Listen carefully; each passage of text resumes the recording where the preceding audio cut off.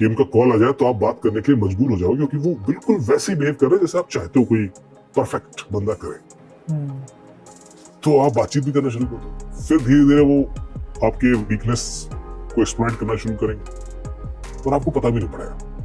और आपकी सबसे बड़ी इल्यूजन ये होगी कि आपको लगेगा कि इतने सारे लोग झूठ थोड़ा हो सकते हैं, मतलब एक झूठ हो सकता है, दो हो सकते हैं, 10 हो सकते हैं, 100 लोग थोड़ा झूठ हो। And then you start doing things as per their wishes. ये हो जाएगा। ये एआई के दौर में अभी पार्शियली हो रहा है, eventually this will become much common and easy. जब एक आईजी साहब के 8.5 करोड़ गए और उन्हें खुद को गोली मार ली। आईपीएस ऑफिसर आत्महत्या क्यों करना चाहता था? कुछ समय पहले साइबर ठगी करने वाले एक गैंग ने व्हाट्सएप और टेलीग्राम के जरिए पूर्व आईपीएस चहल से संपर्क किया और उनके इन्वेस्टमेंट पर ज्यादा से ज्यादा रिटर्न देने का झांसा दिया। इन साइबर ठगों ने उन्हें स्टॉक मार्केट और आईपीओ एलोकेशन जैसे इन्वेस्टमेंट के जरिए कई गुना मुनाफा दिलाने का वादा किया। ऐसा लुभावना ऑफर देखकर चहल लालच में आ गए और उन्होंने अपने दोस्तों और रिश्तेदारों से बहुत सारा पैसा लेकर इन स्कीम्स में निवेश कर दिया, इन्वेस्ट कर दिया, ये सोचकर कि दूसरों का पैसा लेकर लगा देता हूं, जबरदस्त फायदा होगा, फायदा रखकर बाकी पैसा वापस कर दूंगा। साइबर ठग इस इन्वेस्टमेंट पर उनके रिटर्न के नकली आंकड़े उन्हें लगातार भेजते भी रहे। यानी जब वो देखते थे अपनी इन्वेस्टमेंट के बारे में कि मेरी इन्वेस्टमेंट कहां तक पहुंची, तो उस पर नकली आंकड़े आते रहते थे कि उन्हें इतना फायदा हुआ। और चहल ये सोचते रहे कि उनका पैसा बड़ी तेज रफ्तार से दुगना तिगना हो रहा है। एक दिन जब चहल ने अपना पैसा निकालने की कोशिश की, तब पता चला कि वो फ्रॉड का शिकार हो चुके हैं और उनके 8 करोड़ रुपए डूब चुके हैं। 8 करोड़ कोई छोटी रकम नहीं होती किसी के लिए भी।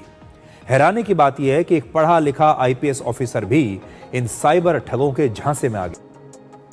इस तरह के केसेस बहुत हुए इन्वेस्टमेंट फ्रॉड के नाम पे। तो मैंने एक अपना दोस्त है जो कि होटल चेन का मालिक है, उसके कुछ पैसे गए थे। तो मैंने कहा यार तुम कैसे स्मार्ट हो, सारा ठोक बजा के निर्णय लेते हो।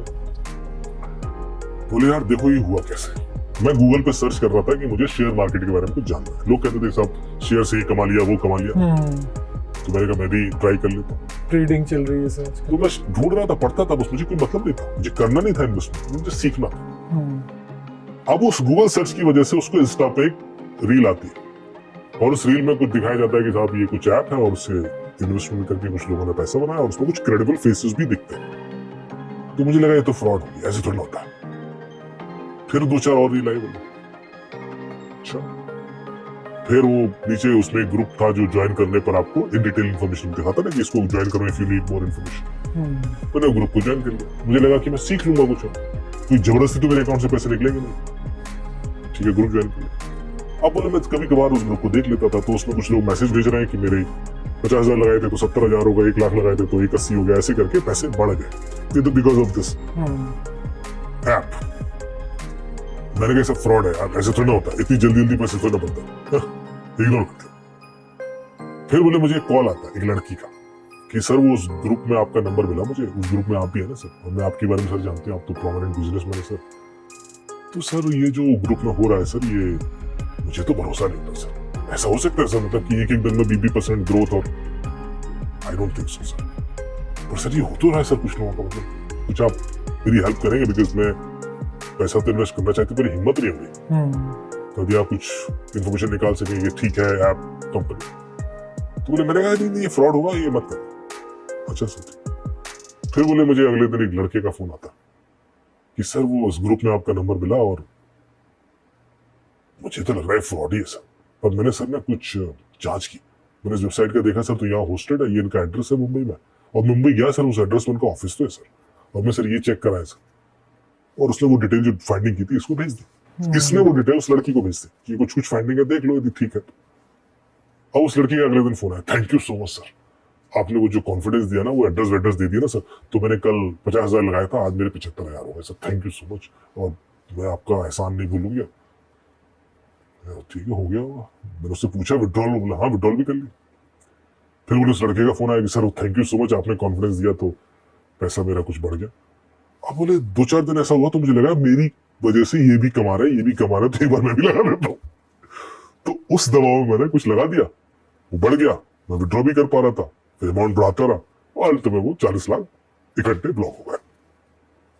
अब जरा इस गौर से देखिए इस सिचुएशन को। इसमें ऐसा नहीं था कि कॉल आया, गलती की, लुटा ना। ये बड़े पेशेंस का गेम है। ये 1.5 महीने, 2 महीने, 3 महीने, 6 महीने, 1 साल, 1.5 साल, 2 साल भी हो सकता है, क्योंकि इल्यूजन धीरे धीरे ट्रस्ट बिल्ड करता है। तो आपको ये लगता है कि यार इतने सारे लोग झूठ थोड़े ना हो सकते हैं, ये लड़की भी झूठ है, वो भी सब झूठ है। आप ये सपने में भी नहीं सोच पाओगे कि ये सब एक ही, सबके पीछे एक ही आदमी, वो सब ये जो कॉल है तो एआई जनरेटेड हो सकती है। सो इस तरह के फ्रॉड और बढ़ जाएंगे। ये तो हो रहा है। अब आप सोचिए कितना इजी हो जाएगा with more sophisticated real time voice conversion. एक बंदा है, उसको तमिल में बात करनी है, तेलुगु, कन्नड़, मलयालम, वो कर लेगा। रियल टाइम वॉइस ट्रांसलेशन है एआई बेस्ड। वो जैसे डीप फेक हो चुका है आजकल, तो समझ ही नहीं आता कि क्या फेक